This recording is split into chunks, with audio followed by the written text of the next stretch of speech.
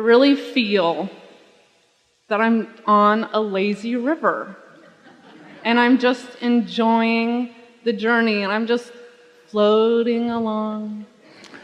And, I'm like, this is fine, this is good, it's very enjoyable. Sometimes I'll hit a bank, and then I'll say, oh, focus a little bit more, flow, flow, flow, flow, flow. And I have desires, and when I think about them, they still feel good. And I think, well, I haven't taken any action on them. And then I think, that's okay. I haven't felt the inspired action to do anything with it yet. So I'm like, they're still feeling good.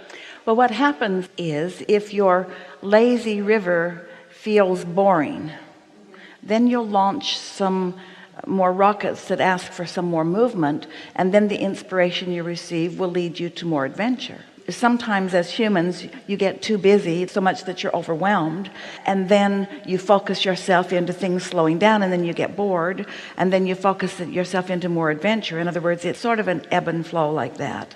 As you began here, you were speaking with a lot of enthusiasm, and then the tone changed quite a bit. So do you think that there is a part of you that feels that you should be doing more?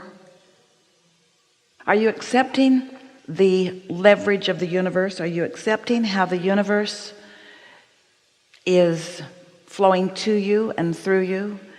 Yeah, I really feel really good. And so what is your question? I don't know that I have one. Is there anything that you feel impelled to tell me? You would enjoy more movement. You would enjoy faster flow of thoughts coming to you. You would enjoy more ideas popping and following through on those ideas more.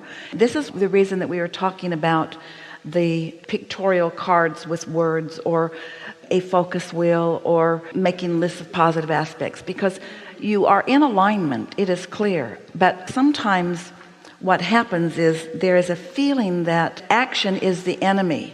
But aligned action is not only not the enemy, it is a path to even greater exaltation or enthusiasm or passion. And so there's a part of you that's sort of holding back, because when you've been working hard and maybe not as much in alignment as you want to be through time, and then you find the sweetness of alignment, sometimes there's almost a tentative nature that makes you not want to rock the boat, so you just sort of play it safe. But in the process, the momentum sort of slows down. And so that's why earlier we were asking you to be aware of the distinction of whether you're in alignment in the receiving mode or not, and that when you are, then turn on the gas a little bit. And so one of the things that Esther's been doing for herself personally of late, as we've been really emphasizing getting ready to be ready and the satisfaction mode, is when an idea occurs to her, she is aware, we've talked about this at some length, that since you're always broadcasting a signal, depending on where you are always in the receiving mode of something, because law of attraction is always responding to you. Make sense?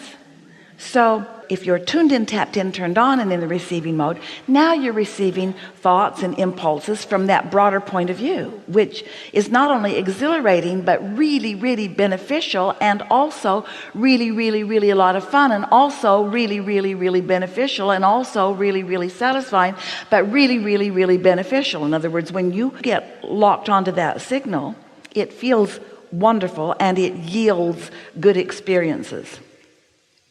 But there is always a receiving mode, and wherever you are, you're receiving something from somewhere, depending on what vibration you've got going on. And so Esther has recently been saying to herself often, when she gets an impulse to make a phone call or to do something, she will ask herself, what receiving mode am I in? Where am I getting this from?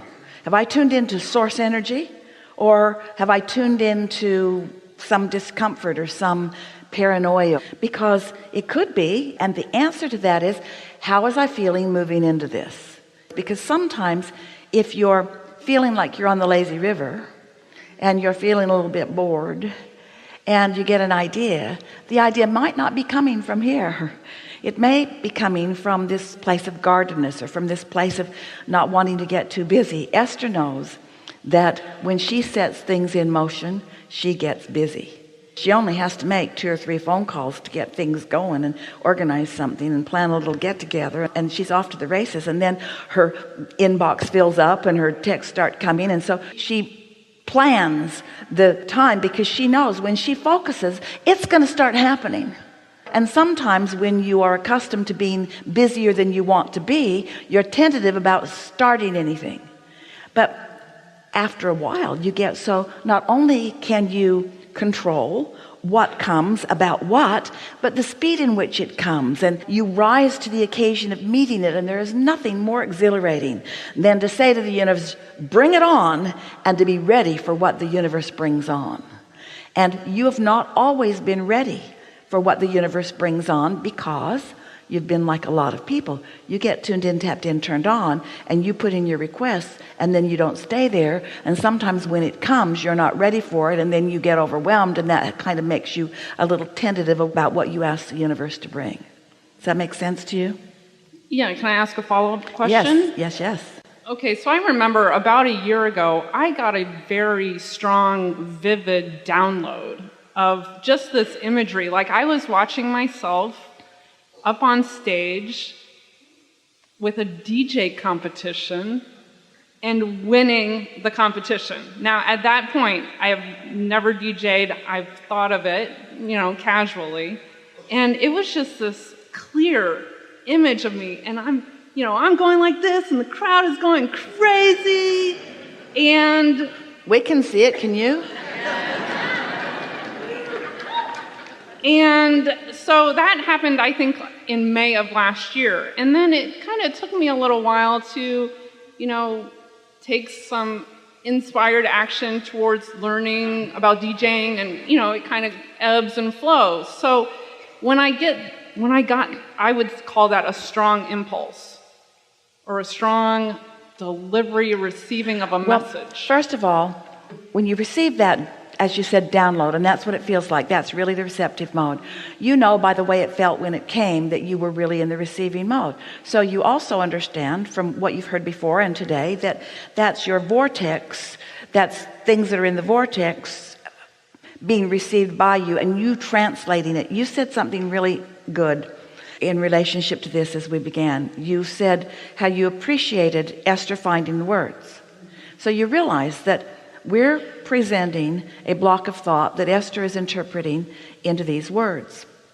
So you did the same thing. You received a block of thought that you interpreted into that vision. And so that vision that you interpreted into, there's something in the vortex that caused you to bring the specifics of that into being. Now, if you want to step back into a more general place, you're sort of a cheerleader of life. When you took to the stage just now, the things you said were uplifting to everyone in the room. You felt your energy and your perspective move the crowd. They felt it too.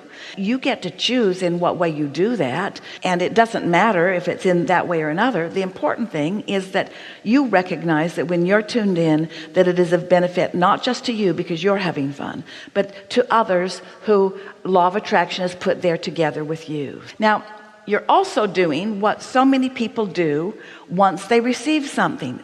Instead of staying in the receiving mode and letting it play out, you're getting too heady about it. You're trying to think too much about it. That's why we were talking earlier about notice the difference between thinking thoughts and receiving thoughts. And don't jump in too soon to try to work it out. In other words, I better start taking some DJ classes because I really don't know what I'm doing, and I better do some polling of what music is popular. Then right away your energy starts to subside as you introduce the unknown and therefore resistance into the equation. And this is why we want to say to all of you, can it not be enough for you to receive that thought? Can't you rest in that thought and enjoy that thought? Does every good idea have to immediately turn in to a good paying job? Does every thought that you have need to immediately manifest? Because if it does, you're going to do what you did. You're going to try to think it through rather than receive it, and that's a whole different thing. Is this making sense to you? To you? Yeah. Mm-hmm. It's pretty good. Well, I thought that what I did do it with, like, let's say with the DJing thing, because it's a good example. I didn't rush into anything. Like, stuff would come to me. I'm like, oh, this looks good. I will do this. If you're following that out, then that's perfect. But some of the things that you said and some of the way that you felt when you said them lets us know that you got a little heady. I did poll. A little thinking about it. And it's all right. That's really what we're talking about. Have you noticed that the basis of our conversation with you all is letting you know that you're more than your physical body? Letting you know that there's a non-physical part of you that's active. Letting you know that law of attraction is responding to that non-physical part.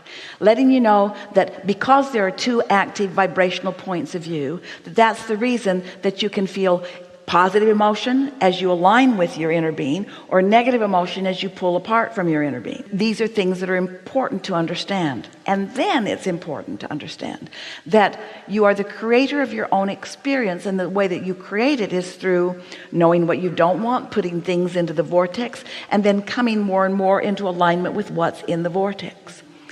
One of the very important general things that we're wanting you to hear and receive and come to know is that you are the creator of your own experience. And sometimes you're in step 1, thinking, and sometimes you're in step 3, receiving. They're different steps, but humans get it all mixed up. They think, and then they think some more. You think about what you want, and then you think about how you're going to get it, and then you think about how you haven't got it, and then you think about how you want it, and then you think about how it hasn't manifested yet, and then you think about what you need to do that would be better, and then you think. You know, it's sort of like you can't broadcast and receive at the same time. You've had dinner parties like that, haven't you, where you just wish that you could get a word in because there's so much going on? Or some of your telephones that can only talk or listen, but they can't do both. So when you're both talking at the same time, neither one of you are hearing what the other one is saying. And so it's sort of like that. You need to be aware that step 1 is when you're asking, and step 3 is when you're receiving. And you'll get really good at asking and receiving and asking and receiving and asking and receiving and asking and receiving and asking and receiving.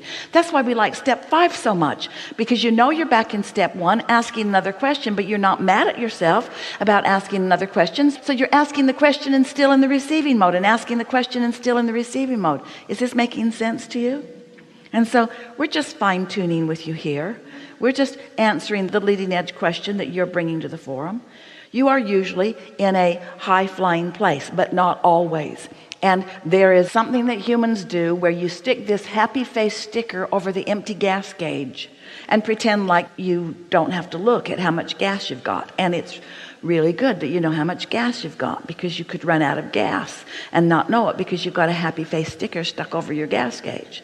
And so there's a little bit of that going on here, where you are determined to present yourself in the way that you want to be seen, but sometimes you don't feel it quite the way you are presenting it. That's all. I did have an experience where I received 2 packages, and they were short on what I ordered. And I thought, that's weird. My vibration must be a little sloppy. And so I was like, I can clean that up, no problem. So I just refocused. I didn't even care what was going on. I said, this is obviously something I've been shorted. I don't care. So I refocused, and within a day, I got a voucher for a free $600 piece of furniture. I was like, there you go. I just cleaned up my energy and got it, and that was awesome. And you're wise to acknowledge that there are 2 ways to know how you're doing vibrationally. One is notice what's happening, because it's always a clue, a really vivid, accurate clue. And the other is how you're feeling. And you've got that going on. It's really good. Something else? I just want to say I received this from Source for sure. The law of attraction works just like gravity all the time. It's really good. You can use it.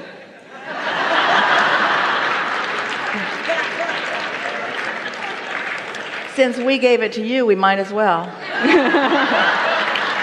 Thank you.